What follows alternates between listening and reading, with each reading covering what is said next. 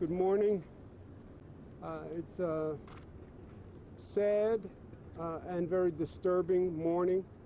I just visited with Rabbi Rottenberg and his wife to bring the best wishes and condolences from the people of the state of New York. The rabbi's son was one of the victims of the attack, and he says that he is recovering, and that's good news. One of the victims who was attacked is still in very serious condition, and the rabbi had recently gotten an update, but that person is still in very serious and critical condition with wounds to the head. The rabbi spoke about what happened last night, which is much of what has been reported in the press.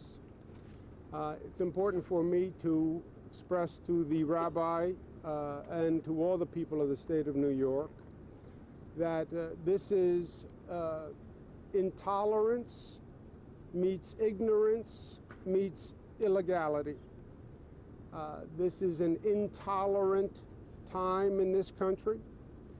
We see anger, we see hatred exploding.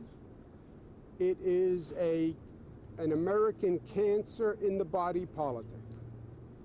It literally turns one cell in the body against others. And we have seen it here in the state of New York. This is about the 13th incident of anti-Semitism in just the past few weeks. Comes during a period of high holidays for the Jewish people. It is intolerant, it is ignorant, but it is also illegal. And at the end of the day, it's not just about words, it's about action. And we have seen enough in New York. This is violence spurred by hate. It is mass violence, and I consider this an act of domestic terrorism. Let's call it what it is. These people are domestic terrorists.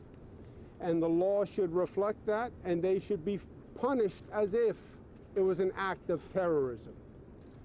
And we're going to take the lead here in the state of New York and do just that. And I'm going to propose that in the beginning of January when I lay out my State of the State address. But in the meantime, we stand in solidarity with all members of the Jewish community. It is a very important part of this state, a very important part of this country, certainly. And we're going to enforce the laws and make sure that acts like this do not happen. And if they happen, they are punished to the full extent of the law.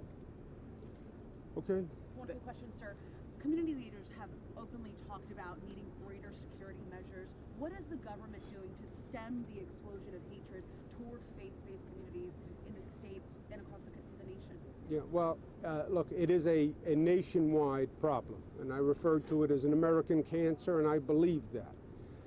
You see it against members of the Jewish community. You see it against members of the LGBTQ community.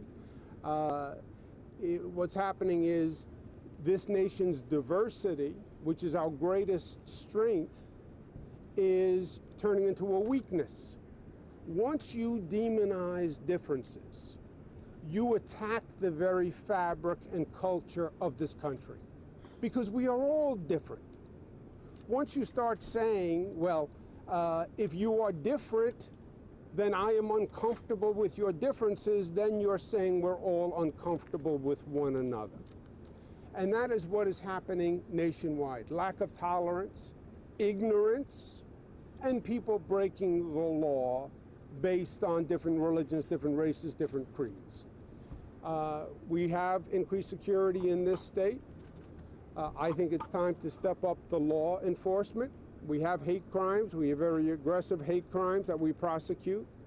But I think it's gone beyond that. I think this is an act of terrorism. I think these are domestic terrorists. They are trying to inflict fear. They're motivated by hate. They are doing mass attacks. These are terrorists in our country perpetrating terrorism on other Americans, and that's how we should treat it. And that's how I want the laws in this state to treat it. I'm on my way to meet with the leaders of the community, and I'll have more to say after that. Right. Thank you for being with us. Thank you, guys.